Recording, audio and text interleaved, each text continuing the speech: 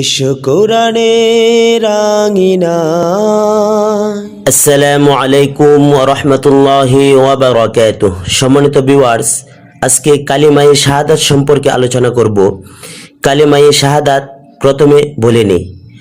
আশহাদু আল্লা ইলাহা ইল্লাল্লাহু ওয়া আশহাদু আন্না মুহাম্মাদান আবদুহু ওয়া রাসূলুহু।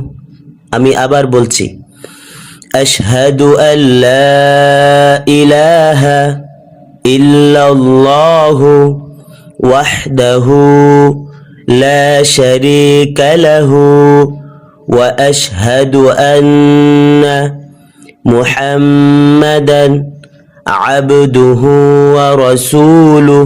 নবী করিম সাল্লাল্লাহু আলাইহি ওয়াসাল্লাম ইরশাদ করেন, যে ব্যক্তি 5 ওয়াক্ত নামাজের পূর্বে ভালোভাবে ওযু করবে এবং কালিমায়ে শাহাদাত পাঠ করবে, তার জন্য জান্নাতের 8টি দরজা খুলে দেওয়া হবে। সে যে দরজা দেওয়া ইচ্ছা জান্নাতে প্রবেশ করতে পারবে।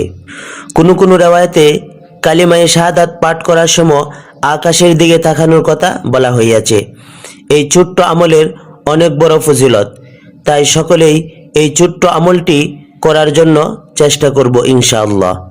ভিডিওটি ভালো লাগলে লাইক, কমেন্ট, শেয়ার এবং চ্যানেলে নতুন হলে চ্যানেলটি সাবস্ক্রাইব করে রাখুন এবং পাশে আসা বেল আইকনটি অন করে রাখুন পরবর্তী নতুন ভিডিও পাওয়ার জন্য।